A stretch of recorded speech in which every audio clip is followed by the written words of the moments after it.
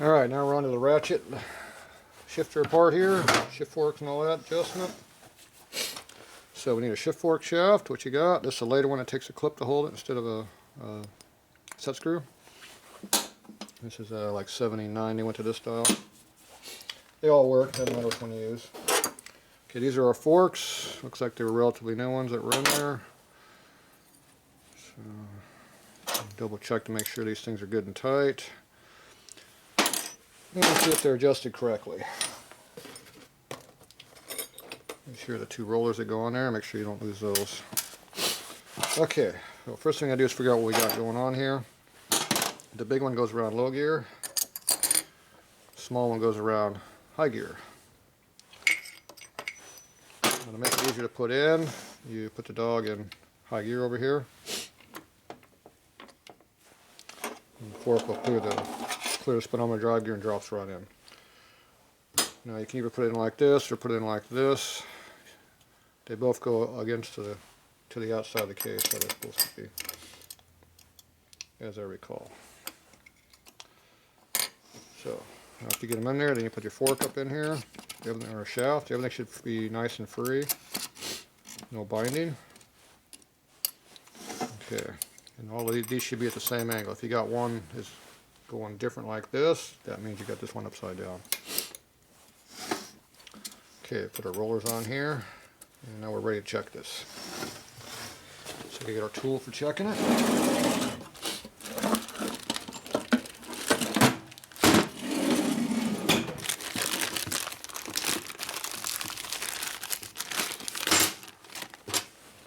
Okay, this is your shift fork checking tool.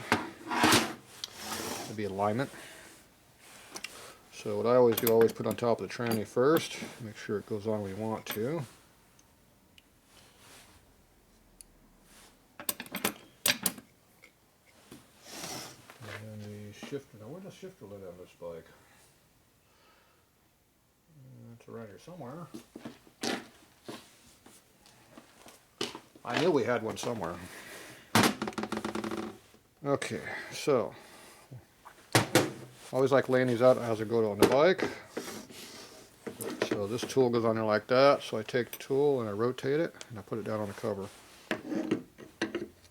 There's two dowel pins here that match the transmission case and dowels it to your cover. Okay, now you got these grooves right here to line things up with. And the first problem is this is upside down, ain't gonna work this way. So obviously I had it on wrong. So that means this goes on this direction. There you go. See now it fits on there. Take it, flip it over, put it on your cover. Now these grooves line up where they belong. Okay, so now we got to figure out what gear we're in and set this. Whoop, get down here where you can see, help. So the tool here that you probably couldn't see at all goes on there like that. You're fine. Okay, this is your alignment tool. Loosen this up, let it drop in there like that, and tighten it up. You're aligned. Okay, this one here, you do the same thing. It has to line up with the groove, so we're not in the right spot. So all you gotta do is rotate it to the right spot.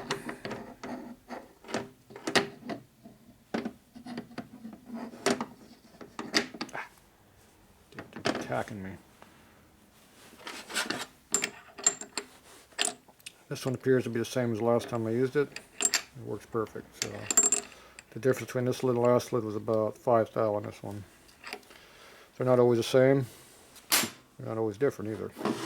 Okay, now I take my tool, which we just put on there, take it off, rotate it, put it up on the cover, open the tranny. See now it fits right on the tranny now correctly. And now you look in there at your shift dogs and make sure that they are in the right spot. Yeah, no lights on. So what I do is I take a screwdriver, you get the dogs lined up, the old dogs right together. You shove the dog itself, not the fork, over, look at your gap. Looks like it's got about 40-50 thou. Now you go the other direction like that and look at that gap. And that's about 40 thou. So it's about 5 thou, 10 thou closer, which is okay. I can live with that. What gear are you always in the most? You're in low gear or second gear? Usually when you're shifting, you take off in low and you shift in the second. So if you're going to fade If you're going to put it more toward one gear or the other, put it more toward second than low. Okay, so that's what but you got to make sure you take all this backlash out when you check stuff. Okay, high gear, same thing. It's a little bit harder to see it because it's buried in between the third gear is recessed in there. So you have to come over here and look at it with a light. I don't think you can see it at all. Anyway, it's down in there, so I don't know if you can see in there or not. So it's the same thing. You rotate it until the dogs line up. Okay, there's a dog right there. Where's the other dog at? The other dog's way over here.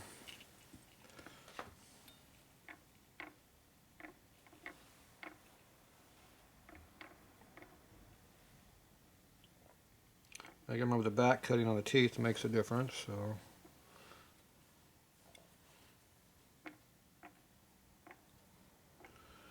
Okay.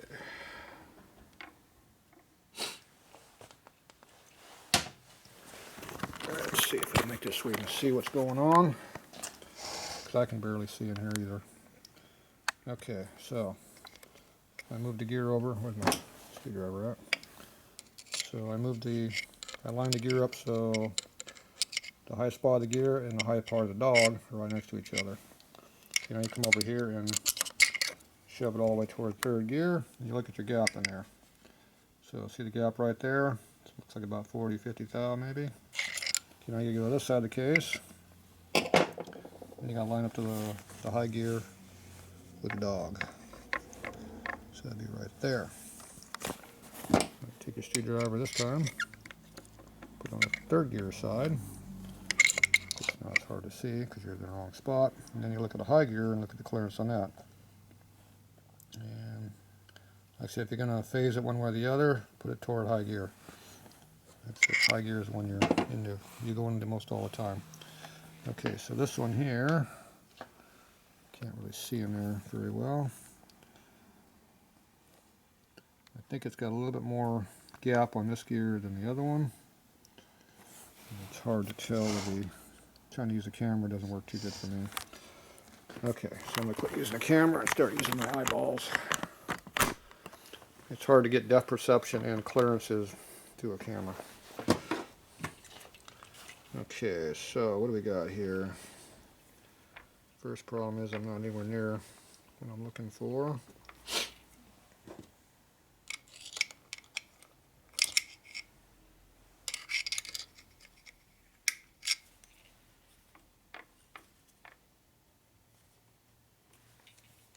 Okay, now I can get it where I want to be. Okay, we've got a pretty good gap on this side. And not quite as much on that side.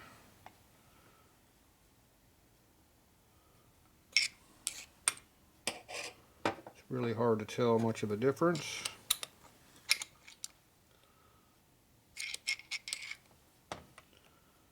If I had to guess, I would say that we are definitely closer to third than we are fourth. Okay, so I'm going to want to make a change on that one shim, is all I'm going to change it. Low second looks good, and I don't have a problem with that. See, it's pretty even on this side. Okay, so I got to loosen up the shift fork here, so I got to bend the lock up a little bit. Where's my bending tool?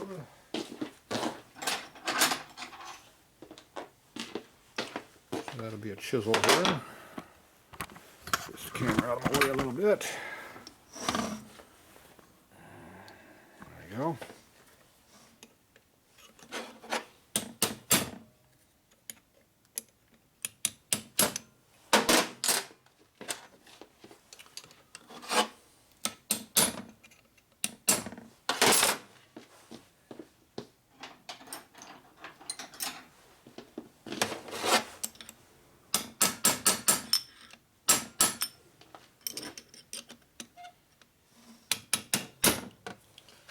Okay, I moved both dogs off. Okay,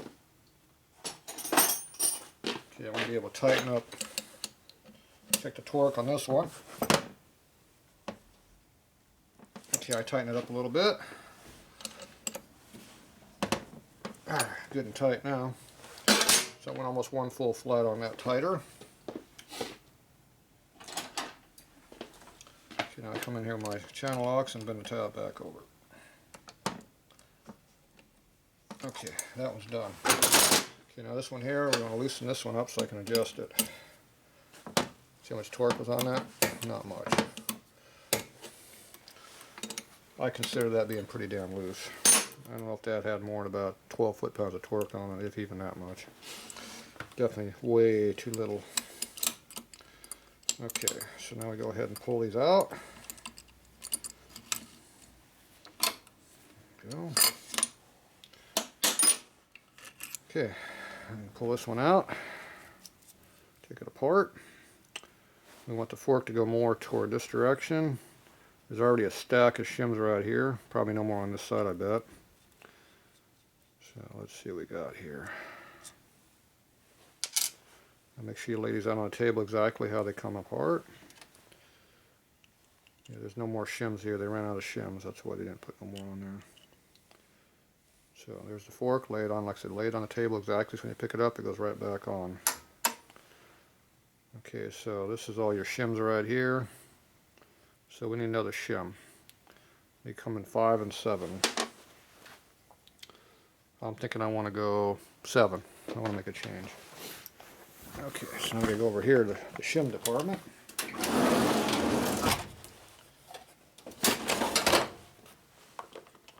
Let's see here where all my shims are at. Those are cam shims. Where's my rocker shims at? Good question. What happened to the other assortment?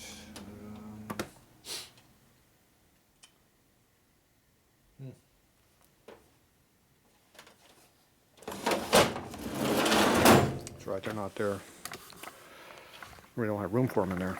Alright, I gotta go find my bags of shims. I got them over my shelf here. I'll dig them out. Alright, I'm back. Okay, here's the cam shims. Okay, these are the 15 thou ones. I guess they're 15 and 7s then, I guess. These ones should be the thinner ones. Nope, they're more 15. How about this one? That one's 7. It's marked 7. What's this one marked? 15. So I had them all mixed up. Yeah, that figures. Oop, there's some other ones. What's this one? 7. And the little one here is 15. So I have a lot of 15s. Must not be the one I use a lot of. Okay, so 7 is our small one. Appears to be a new pack of them.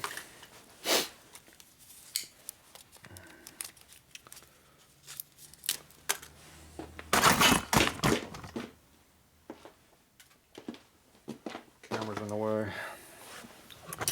If you put the camera like that, I don't walk into it. But the problem is, I'm trying to get a different view. See, that's the 3rd time I've done that. I'm going to change it back. Okay, so 7 is my little adjustment.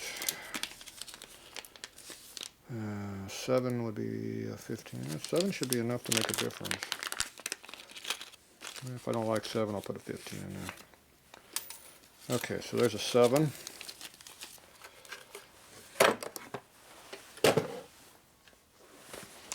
Okay, now the camera's in my way over here. So no matter what I do, the camera's a problem. Okay, so here's my 7. There's my fork, exactly as I had laid down. We have our little lock tab. Make sure the tick goes in there where it belongs. You got the nut. See, it's cut on for one side, not the other. It's cut out to go over that the shoulder on the fork there. Okay, it goes in like that. Okay, put it back in.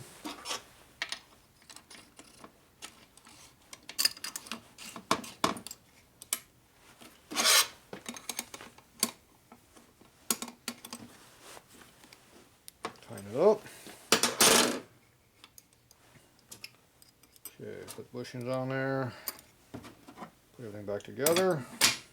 Boom. Now we take a look at it, see what we see again. Okay, let's see what I got. High spot and high spot go together.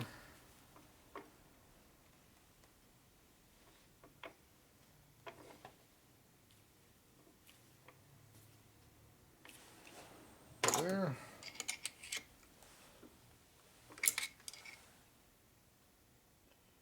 Still a pretty decent amount of gap. And this one over here.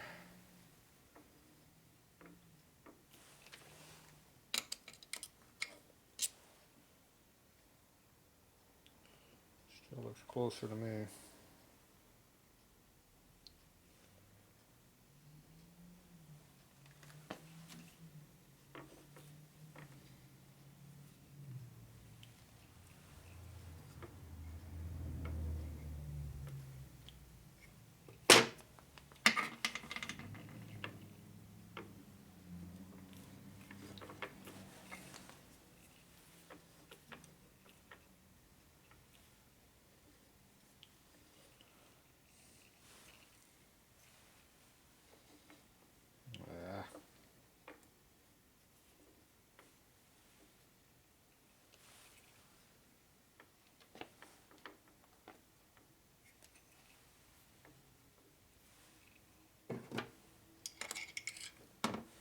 Trying to get them both lined up where I can see one shot.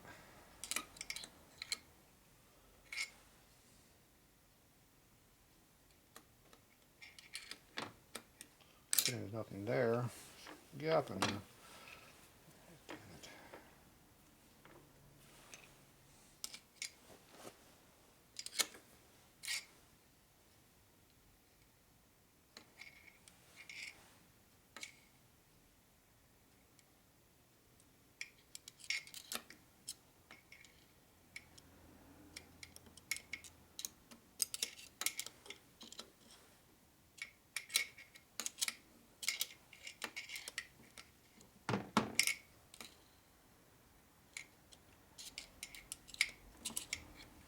It's really hard to tell what the hell you got in these things.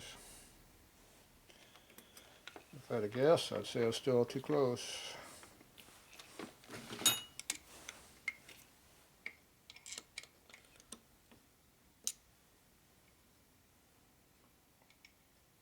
The other way you can do it, you put feeler gauges in there and you can't really tell what the hell it is.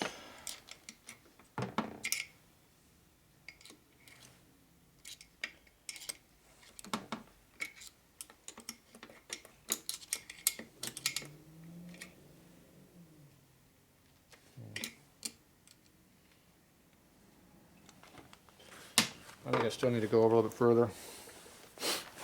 It's really hard to tell.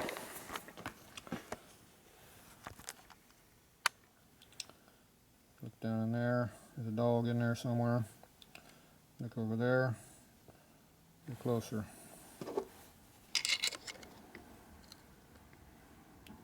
Go that way. So it's really hard to tell what's going on. So if you can't tell by looking at it, so you can use feeler gauges. Stack them up in there.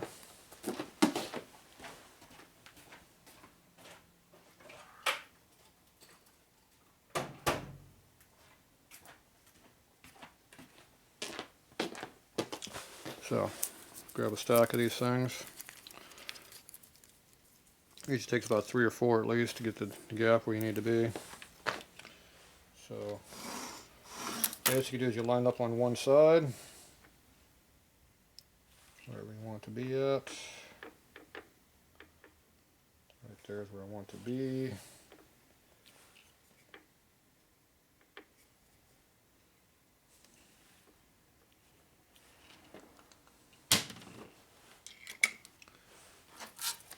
Put your fork in there and you try to put the gauges in there. If it goes in, add another one.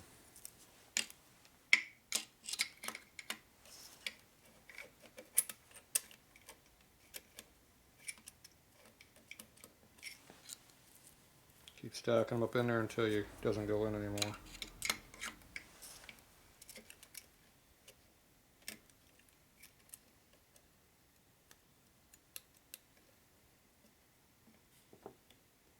Okay, I got drag on it now and it won't come out. So I got too much. So you drop that one off.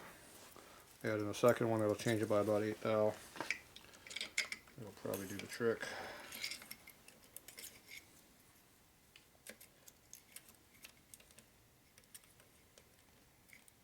Still am I hooked on? Oh.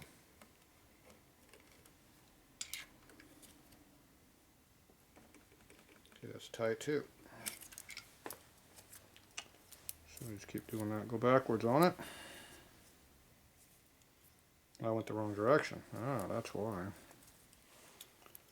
Dumbass. So we're dropping away a 14, we're adding a 6, so that's the difference. Those two numbers is what, 6, 7, 8 thousandths difference? Yep. Do that again. So we got a 5 and we're taking away a 12. Or we had 13, I forget. Yeah, we'll figure it out.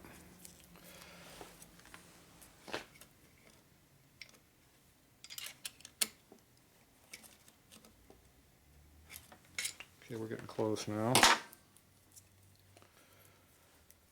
This one will probably not get tight. Let's try this again. Okay, there's a 4. Taking away a 12.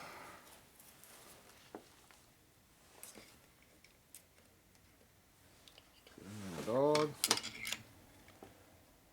Well, we're still locking it up. Let's just drop away the 4 now.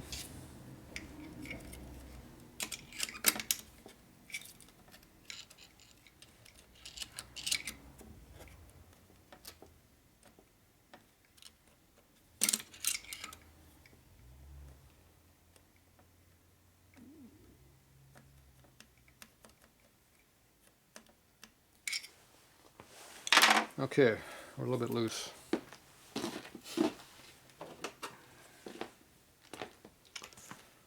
So we're at 55 thousandths right now. So we need to get to 55. How do we get to 55? Need less shims, so there's 51. Actually need to be about 57. What the hell did I just do?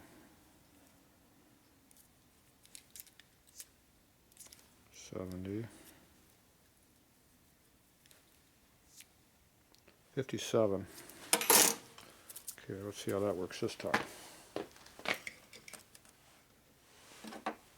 Stick it in there, put the fork in there, put pressure on it.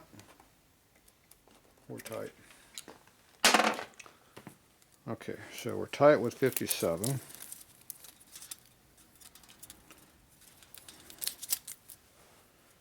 Ah!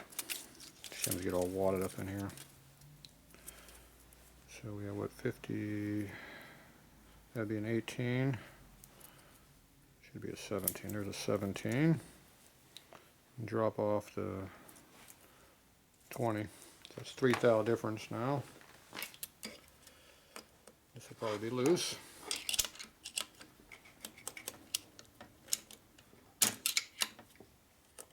We're not putting any pressure on it. So what number do we have now? 54. So we got about 55 thousandths. Okay, so now we're going to shove the fork the other direction. Check the other side. That was third gear side. So we'll line up the dog. Actually, got to line up both together right now. Amazing. Okay, so we take the same stack, stick it on the other side, and move the shim over, and we got nothing. We're not even close to being anything.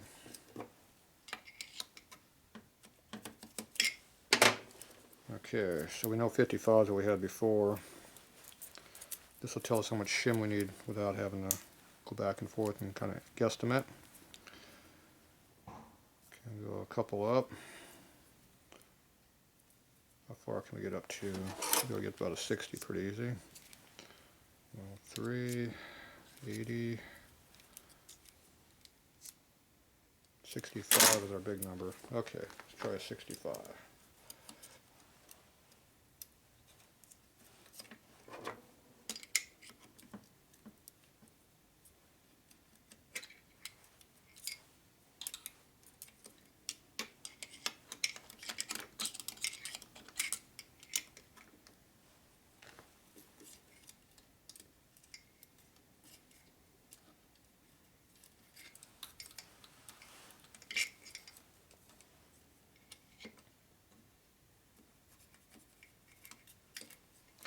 Okay, that's not enough, but it's close.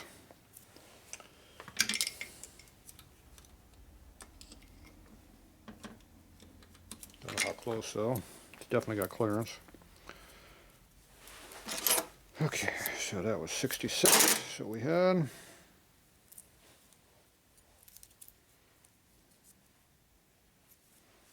Okay, it's as big as we can go this way. 70. In there.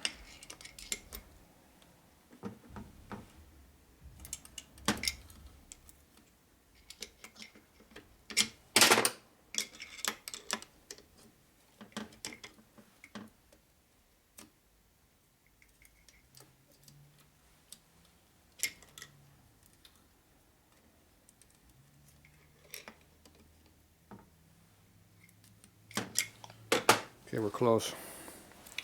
So we're at 70. So we're 70 on one side, and we were 50, we were 60, no, we were 55, I think, the other way.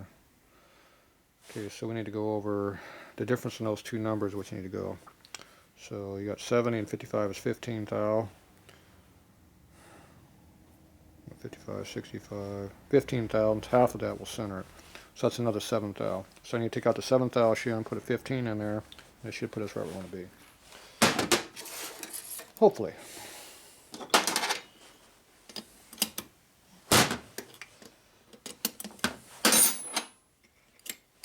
So if that doesn't confuse anybody, nothing will. People don't like numbers. I don't want to move my fork out of the way. There we go. I need a 15 thou shim.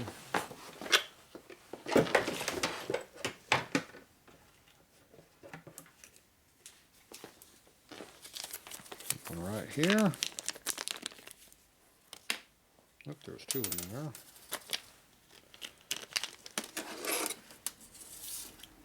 Measure it, make sure it's 15. It is. So basically what I was doing, it's really hard to do it when you're here, is I'm putting a feeler gauge between the top of the dog right here, top of that dog, and the fork right there. Right in this spot right here is where I was at too. So that could be just a little bit closer right there, be better.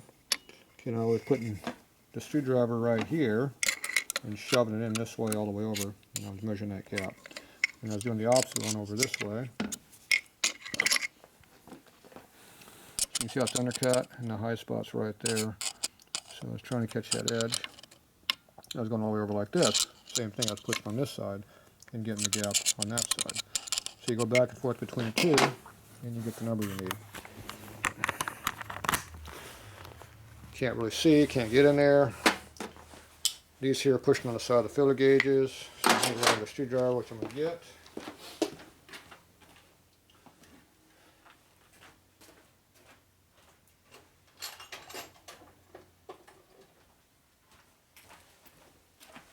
Okay, so there's a nice long skinny screwdriver. That'll take care of that problem. Okay, so now I'm going to take this apart. Take out the 7 thou shim I just put in there. Put a 15 in there.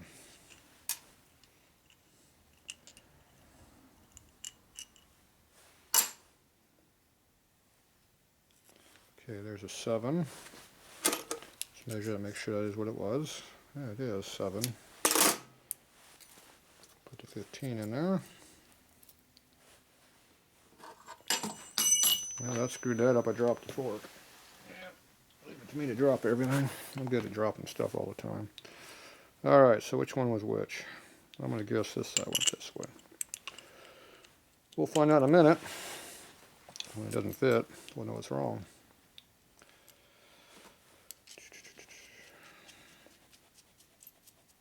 Yep.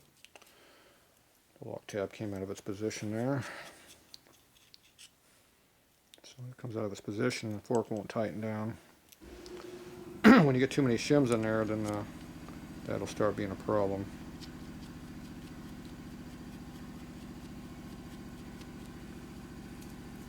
Okay, there we go.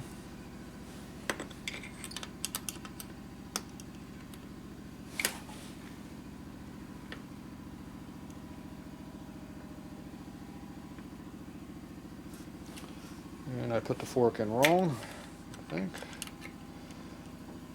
First problem, it does not want to go back in there. That's the first problem.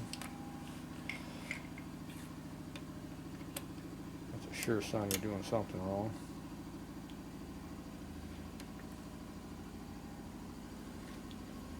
It's bound up. Okay, we're bound up pretty heavily, so I'm going to say it's wrong. We'll see.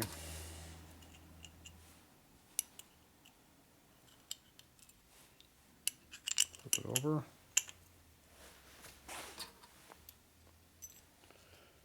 I think this is backwards. It is. See how the heaviest part's on the bottom? Now the heavy part's on the top. That ain't right.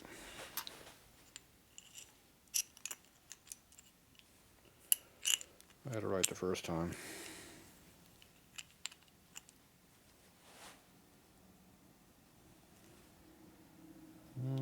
Actually, this one's not much different either way. It's a little bit heavier on the bottom. I'm going to put it back like it was.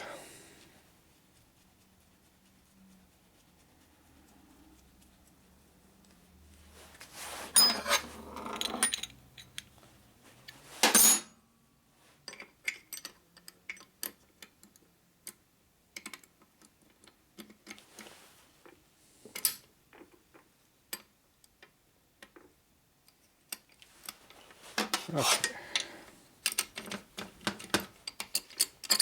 We'll know in a second if we're wrong. We are completely wrong. Remember I told you it'd be at the wrong angle if you didn't do it right.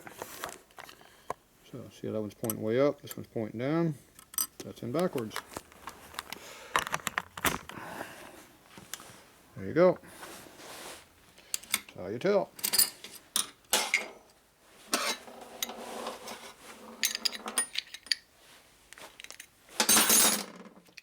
Even though I think I had it right, I had it wrong. That's why I wouldn't want to go together either. See, I second guessed myself being wrong, which made me double wrong.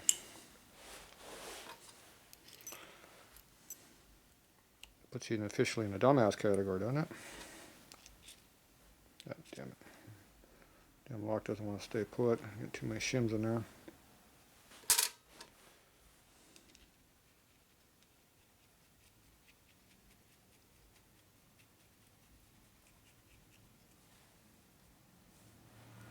Okay.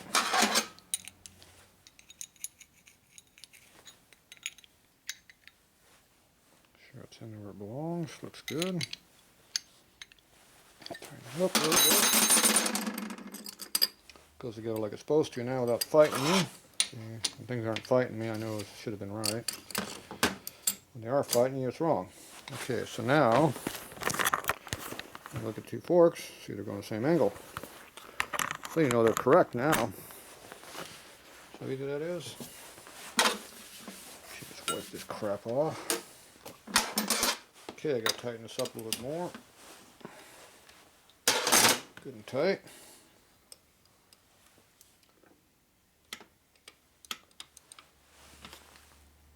Boom. These two need to be just slightly different. These are locked in, I can't change it by a little bit. Oh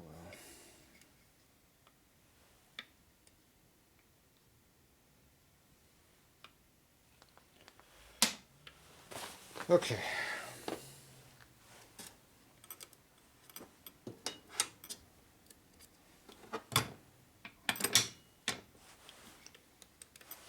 Okay, everything's back like it was. Okay, so this should be too tight now. We were at 70, 68 or so roughly. So if we take out 6 thousandths worth of shimming, should put us about 62.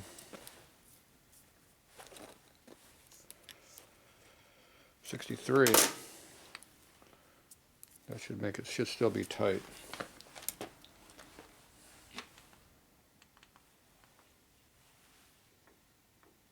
Line that up.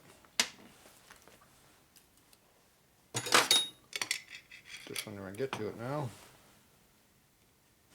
We're tight, so it doesn't want to come up. Okay, so I'm going to knock it down a few thou. Should drop me by about 3 or 4 thou. 57 now.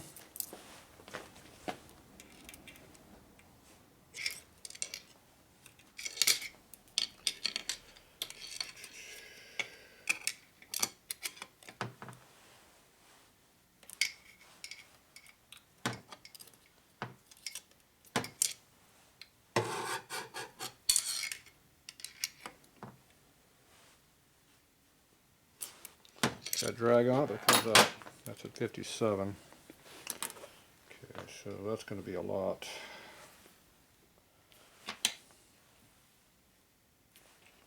I'm going to check this other side and see what this one is. Same number.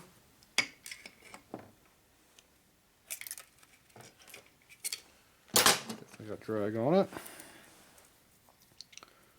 Change it 1 shim worth, or 1 feeler gauge worth. Whoop, we're back at 56. How'd that happen? How can I have that twice? It doesn't make sense.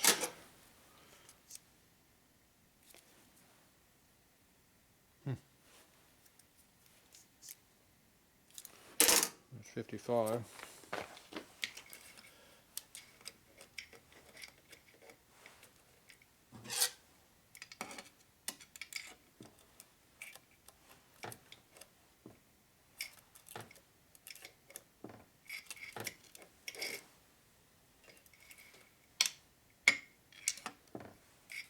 No drag on it.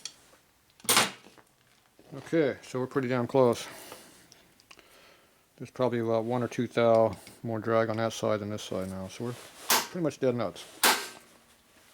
Okay, so it only took a 1/15 thou shim to fix it. There you go.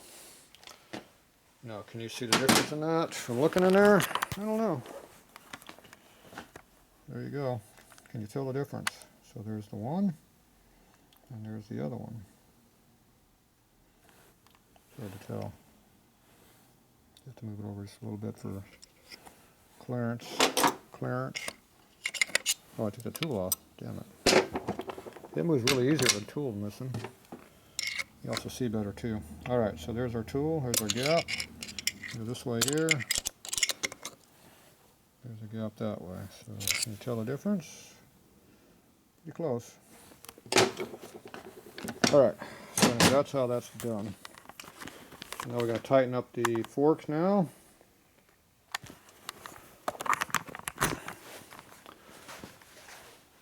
This out of the way. Okay, so already tightens pretty good, but yeah, it's definitely tight. Okay, this one right on top is the one that's going to go down to.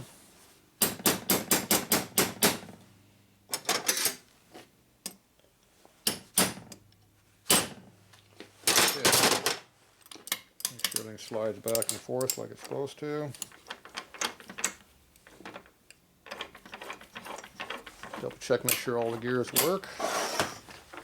So there we go. There's a second. Oh. Go to neutral. There's a second. And there's low. There we go. Alright, so that is all in there. All seems to be working. So I'm good with that. Okay, pull those rollers off so you don't lose them. Okay, now we need to goop up this here. This O-ring is not doing hardly anything, as you can tell. It just slides right in there. It doesn't do a damn thing. Okay, the next problem is, okay, that's why it's not doing it. It's not in all the way. It got tight all of a sudden. And I push it in too far. There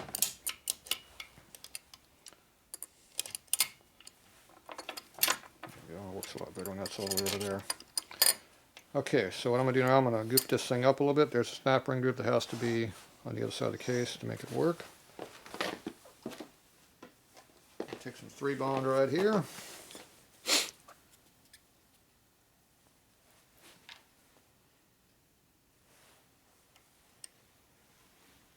Damn stringer's going there.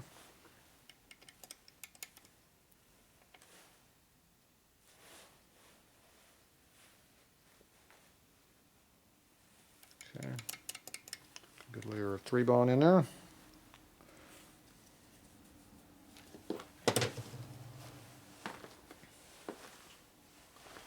Okay, now we're going to go ahead and beat the shaft all the way in with everything on it. A little bit of grease on the shaft here will make it more slippery. Right now it's a pain in the butt to do. It's binding up. Okay.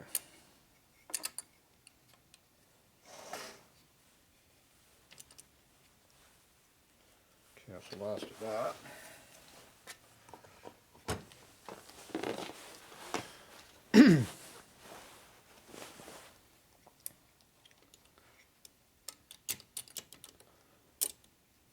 Okay, push it in a little bit.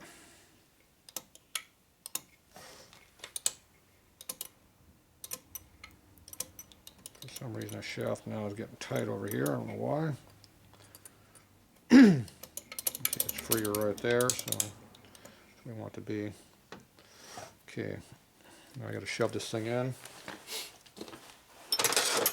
Enough to put a clip on it.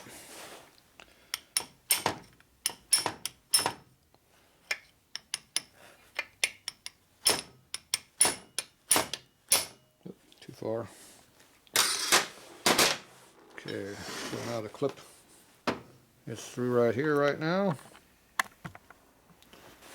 I got past the O-ring and it went in so deep, now I got that. And now I'm going to put the clip in there.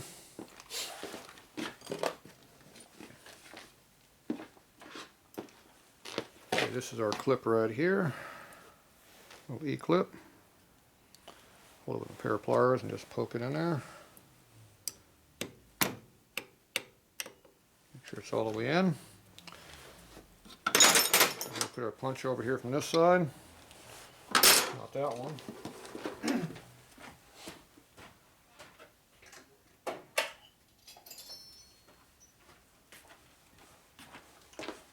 Okay, get a little small punch. Stick it through the hole right here in the side of the case, and we tap it in until the clip is all the way over against the case here. Right there, here to get hard, we're done. Okay. There's a little bit of 3-bond right here that came through. Make sure it's out of the way for the shifting mechanism so it works here. See, if you blow it up too much, you can't see shit. Okay, I wiped off the extra 3-bond there. Now it slides relatively nicely. Okay, so that's good. Okay. I'll take a little grease. Load up the fingers right here.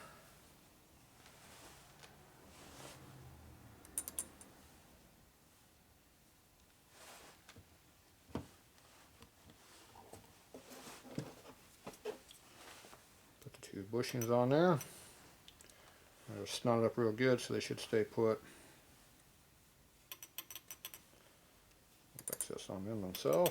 Okay, so those should stay on there and not come off now. At least that's what we want it to be. Okay, so we got all this stuff here is now in there and good to go. So we need to do the rebuild the shifter lid yet, which is over here. Haven't done that yet. And then I need to put the kicker cover and all that on there, make sure it's good too. So those are accessory items right now for what I'm doing. Okay, so what I'm doing right now, I'm going to put this thing up in the air like this.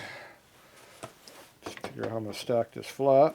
And I'm going to put 3-bond and sealer in here and over here in the counter shaft and let it sit overnight and soak in there. But I gotta get the transmission case sitting flat, which it is not doing right now. So let's go make it sit flat. So I'm gonna take a bunch of this stuff right here. I'm gonna go for a walk.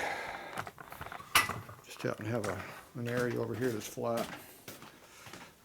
It's called a vertical mill. You ever seen one of those?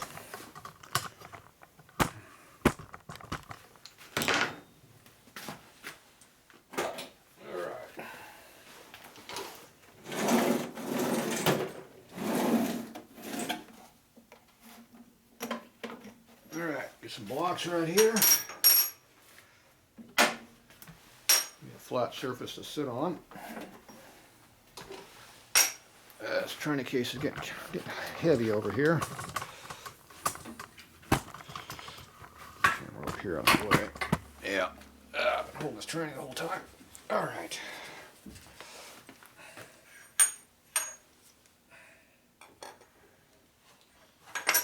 Okay.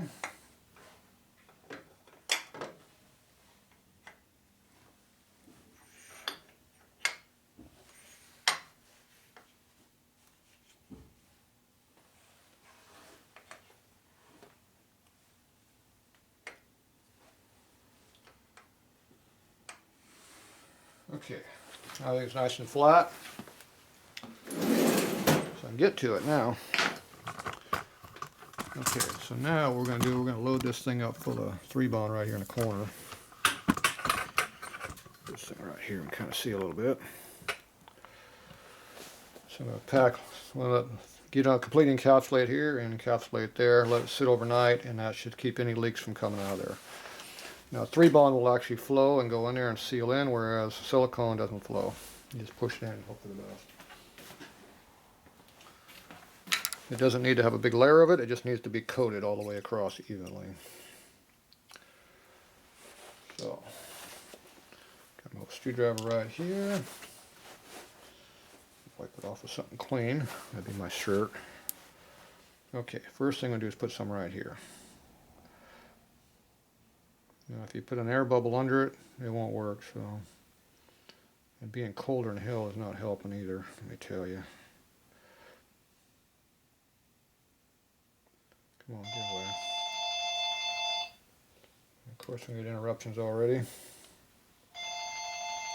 So pack that down in the groove in there. Like that. There, one more call. Mess. Yeah. Hello, we are not available. Hello. Yes.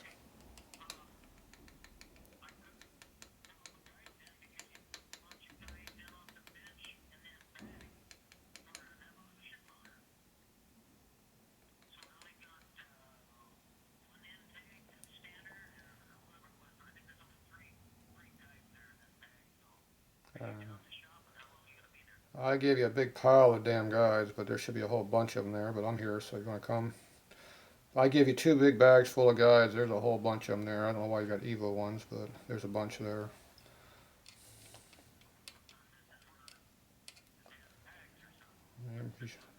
You're missing a bag. You're looking, it's somewhere. I don't know where it is, because there's a bunch of them I gave in there.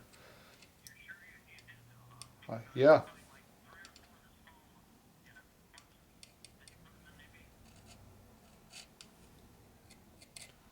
Are you calling small by size or small by diameter guide?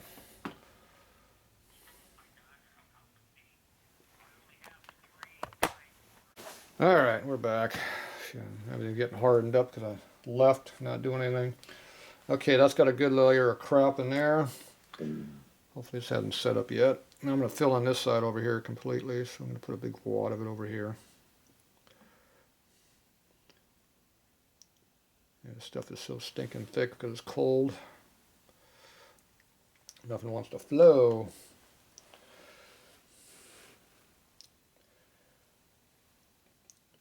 So I pack this down into the top of the counter shaft.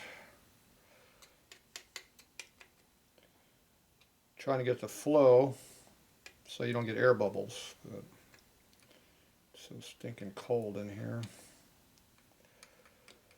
You don't want to flow.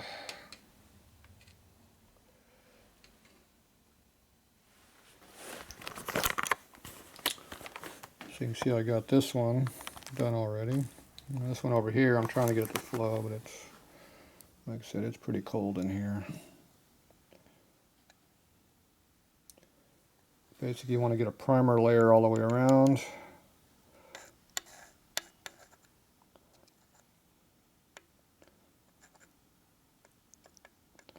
You don't want no air bubbles. Obviously, air bubbles don't seal.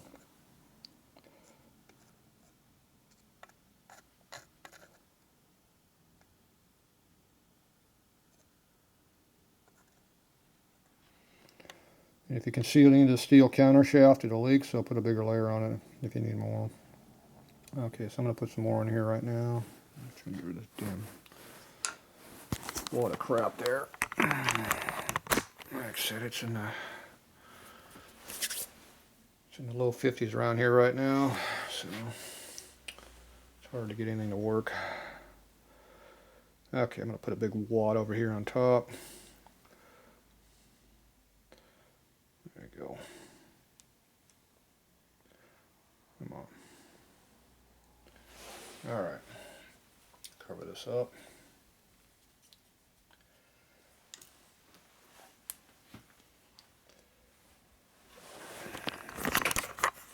So it's trying to flow off the edge over here if you're looking at it. So we need to get this going back this direction.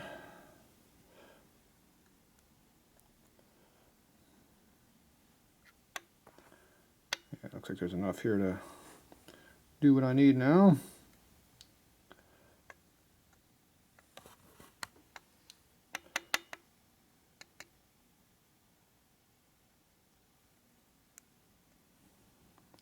So yeah, you have to kind of let it flow down around there.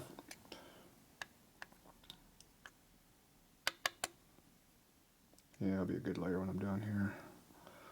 There's enough sitting here to do what I need.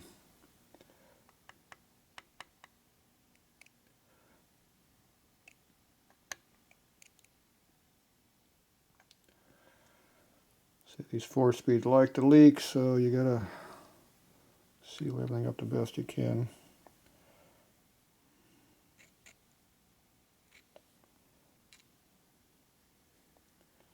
Usually I go up onto the case here just a little bit.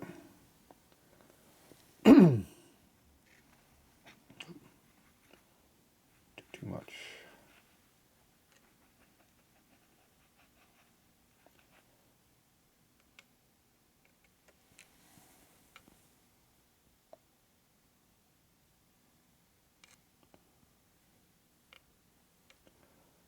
Alright,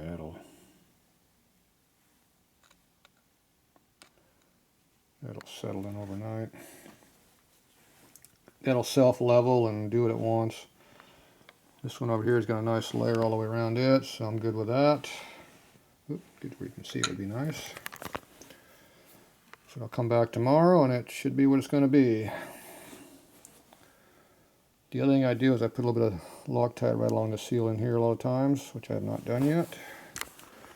So let me go get my Loctite for that also. Wipe off my screwdriver on that.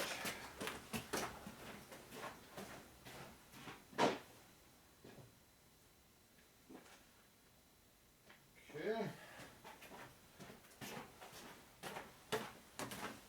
Get my little capillary action Loctite. Clean the goop off my screwdriver.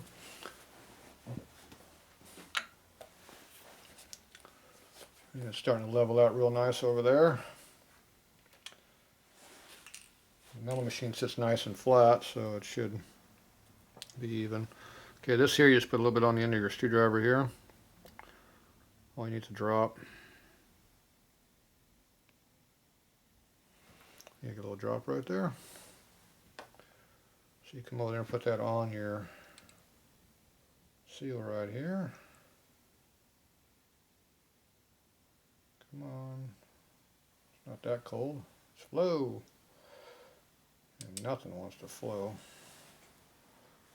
She's stinking cold. There it goes. Finally, jeez. Never had Loctite take so long to flow off a screwdriver tip. Usually just kind of goes like that.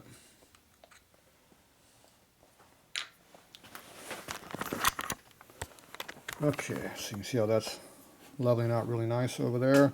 Okay, there's my little Loctite right there. Now that'll slowly wick its way all the way around the whole seal. You know, come around the other side and stick in there like it's supposed to. See, the screwdriver allows you to put it right where you need to have it. So that should work its way all the way around. So it's just so damn cold in here, it's nothing flowing.